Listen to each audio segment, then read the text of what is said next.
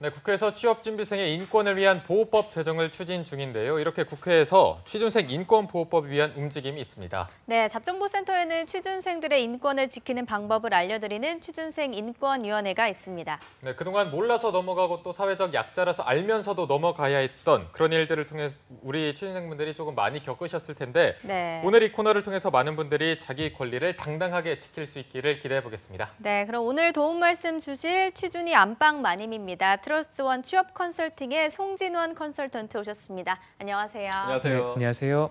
네, 송쌤 정말 오랜만에 뵙는 것 같은데 네. 너무 이제 뵙기 어려워진 거 아닌가요? 네, 그렇습니다. 저는 송쌤이 너무 좋아.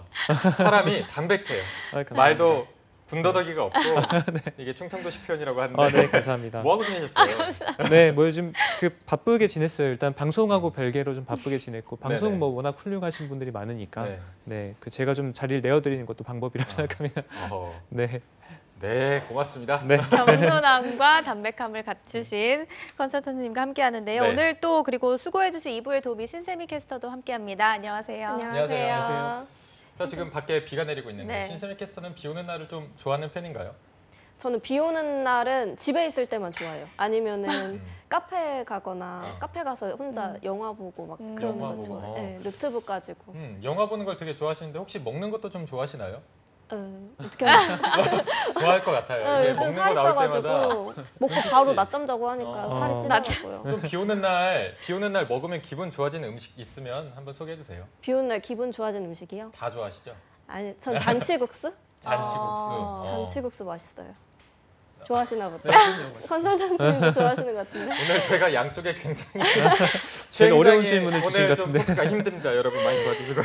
네, 그럼 바로 넘어가 보도록 하겠습니다. 네. 진원쌤 오늘 준비하신 주제는 어떤 건가요? 네, 오늘의 주제는 평균 연봉과 희망 연봉의 차이에 대해서 좀 말씀드리고 싶습니다. 네. 5월 달은 좀 특별했죠. 어린이날, 어버이날, 그리고 스승의 날. 음. 축하할 일도 많고 사실 기뻐할 일도 많은데 사실 취업준비생 입장에서는 그러기 쉽지 않은 것이 현실입니다. 맞습니다. 특히나 취준생들이 직장을 구하는 데 있어 지금 취준생하고 현직자 간의 연봉 차이가 너무 심각해서 이 부분에 대해서 오늘 안건으로 가져왔습니다. 네. 네. 저 연봉은 정말 많은 분들이 관심을 가지고 있는 부분이고 또 예민하게 받아들일 수밖에 없는 부분인 만큼 오늘 또 안건이 어느 정도인지 궁금해지는데 오늘 신세미 캐스터가 안건을 소개해 주실까요?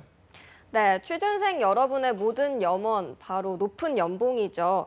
먼저 시내 직장으로 꼽히는 공기업 직원의 평균 연봉을 보면요. 7,851만 원입니다. 공기업 중 가장 높은 임금은 한국전력기술 주식회사로 9,228만 원이라고 하는데요. 그에 비해서 현실적인 희망 연봉 수준으로는 가장 많은 비율을 차지한 연봉이 2,400에서 2,600만 원으로 14.2%를 차지했고요. 2,200만 원에서 2,400만 원이 13.3%, 2,600만 원에서 2,800만 원이 12.3%, 2,800만 원에서 3,000만 원이 10.8% 순이었습니다. 네. 이렇게 해봤자 공기업의 평균 연봉의 3분의 1 수준의 연봉을 받고 싶어하는 이 소박한 꿈조차 쉽지 않은 현실인데요.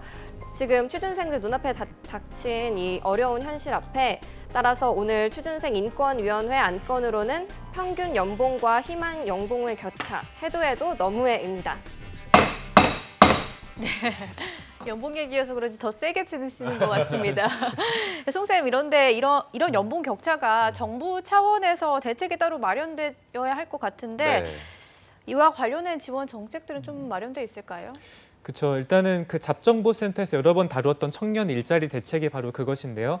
그중에서도 오늘 말씀드릴 것은 청년 내일 채움 공제라는 것입니다. 이게 이제 간판 사업 중에 하나인데 좋은 취지와 달리 지금 미흡한 부분이 좀 있기 때문에 그 부분에 대해서 말씀드리고 싶습니다. 네. 네. 이게 취지는 좋은데 미흡하다는 점이 조금 안타까운 것 같은데 왜 그렇게 생각하시는지 말씀해 주실까요? 네, 일단은 청년 내일 채움 공제 정의부터 좀 말씀드리겠습니다. 일단 중소기업에 취업한 청년이 일정 기간 재직할 경우에 정부 지원을 통해 자산 형성을 돕는 것입니다. 네. 쉽게 말해서 지금 중소기업 그다음에 대기업 간의 임금 격차가 너무 심각하기 때문에 중소기업에 지원을 하게 되면 입사해서 어느 정도 기간이 지나면 연봉을 보전해주겠다는 취지로 도입이 됐습니다.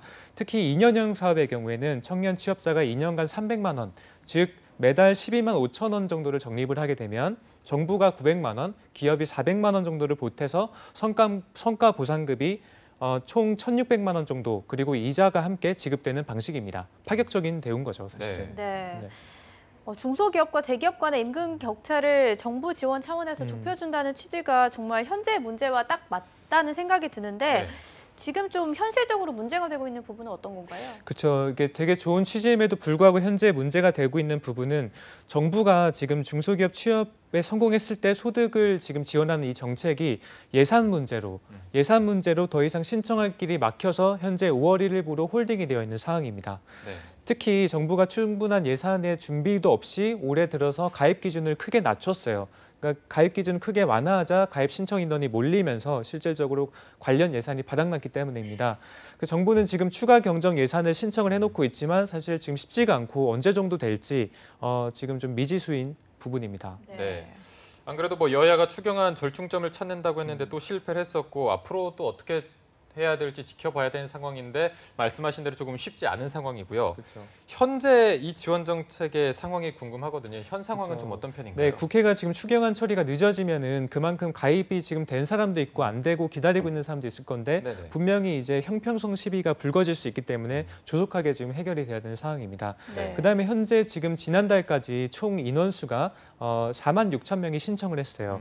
근데 대기 인원수까지 포함하면은 올해 목표치인 벌써 12월이 되지도 않았는데 네. 네. 올해 목표치인 5만 명을 채우게 돼서 지난 1일부터는 신청을 받고 있지 않고 있습니다. 네. 네. 그 넉 달 만에 지난해 수준과 비슷한 수준에 지금 신청을 한 것인데요.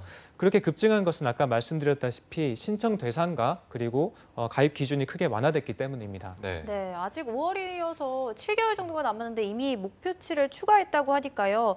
이에 대한 추가 확보를 한다든지 어떤 대책이 마련될 필요성이 느껴지는데 어떤가요? 그렇죠. 지금 빨리 시일을 좀 다투어서 빨리 진행을 해야 되는데 현재는 추경안이 관련 예산안에 대해서 추경안이 지금 발의가 됐는데 언제 통과될지 지금 아무도 감을 잡을 수 없는 상황입니다. 그래서 2년형 사업의 경우에는 지금 또 불투명하고 정부는 또 3년형 사업도 하려고 하는데 이 부분은 뭐 전혀 지금 논의가 이루어지고 있지 않은 상황이에요. 네. 뭐 정부는 올해 추경안에 3년형 사업을 새로 편성을 했는데 또 처리가 지연되면서 이 사업은 또 아예 시작도 못 하고 있어서 취준생분들이 지원할 때 아무래도 문제점 같은 게 좀 생기지 않을까요? 그럼요. 일단은 지금 신청이 된 인원과 그렇지 않은 인원, 왜냐하면 같은 자격 조건인데도 불구하고 빨리 신청했다는 이유로 누구는 소위 3천만 원 가까이를 지원을 받게 되는 것이고 네. 누구는 아예 기회조차 박탈되게 되는 것이고 그런 문제가 있고 특히 지금 좀 이 제도가 취업 후에 석 달 이내에 신청하게끔 돼 있습니다. 혹시 석 달의 기간이 왜 주어지는지 알고 계신가요?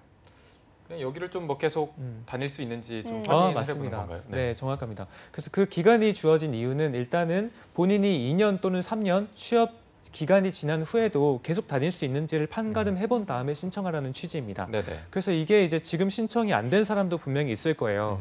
그럴 경우에는 지금 예산안이 안 나왔기 때문에 3개월을 다녔음에도 불구하고 또 신청을 못할 경우도 있는 것이고 네. 그럼 앞서 뭐 한 달 격차, 한 달 앞에 신청한 사람은 추가적인 예산을 받고 그렇지 못한 사람은 예산을 받지 못하고 그 형평성의 문제가 지금 불거지고 있고 어쨌든 정부의 수요 예측에 실패라고 저희는 좀 보고 있습니다.